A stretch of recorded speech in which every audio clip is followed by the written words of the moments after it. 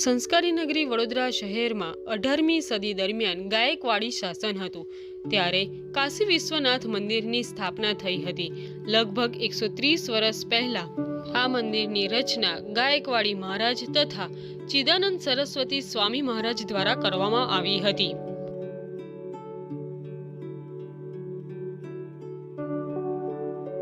આ મંદિરને 133મો વાર્ષિક ઉત્સવ શિવરાત્રિનો અત્યારે અમે 8 તારીખે ઉજવવાના છે।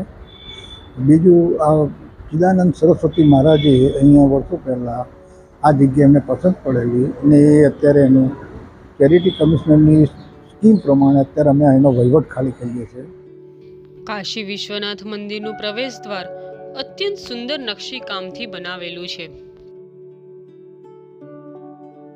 અમારે અહીંયા મોટું મંદિર છે જ મંદિરનું, બીજું સોમનાથનું મંદિર છે, બીજું હનુમાનજી છે, ગણપતિ છે અને બ્રહ્મલિંગ ચિદાનંદ સરસ્વતી મહારાજે જે સમાધિ લીધેલી, જીવત સમાધિ લીધેલી તેની પણ અમે મંદિર બનાવ્યું છે।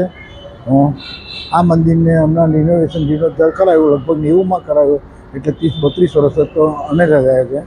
ગણપતિ મંદિરને 10 વર્ષ થયા જીર્ણોદ્ધાર કરે અને લગભગ એને 10 વર્ષ થયા અને આ સમાધિ સોમનાથ મહાદેવને લગભગ 25 વર્ષ ઉપર થઈ ગયા, નવું જીર્ણોદ્ધાર કરેલું છે।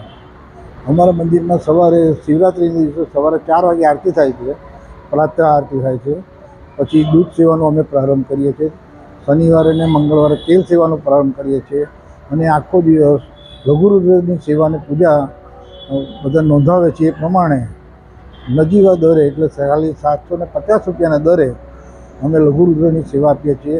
એના આખા દિવસમાં 6 ટાઈમ છે, એ 6 ટાઈમમાં ગમે ત્યારે તમે આવો, જગ્યા હશે, અમે એમને સેવા પૂરી પાડીએ છીએ। ફક્ત ખાલી ફળ ફૂલ ને પ્રસાદ જ લાવવાનો હોય છે, બીજું કશું લાવવાનું હોતું નથી।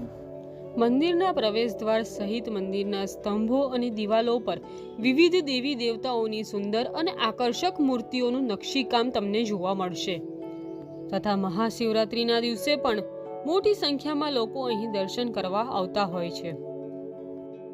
જેની જેવી શ્રદ્ધા છે તે આવે જ છે। આજે 30 વર્ષથી એનો હિસાબનું કામકાજ સંભાળું છું।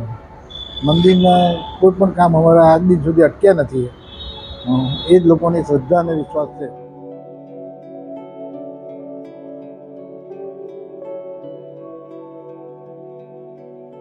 વધુમાં આ મંદિરની અંદર વ્યવસ્થા એ છે કે હરિ અને હર બંને છે, ઉપર દ્વારકાધીશ પણ છે, નીચે મહાદેવ પણ છે।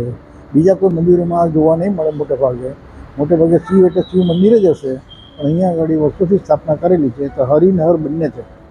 અને બીજું અમે ગૌશાળા પણ એટલી જ ચલાવીએ છીએ। ગૌશાળામાં અમારી પાસે 20 થી 25 ગાયો છે ને એનું દાન પણ આવે છે ને અમે એની વ્યવસ્થા કરીએ છીએ।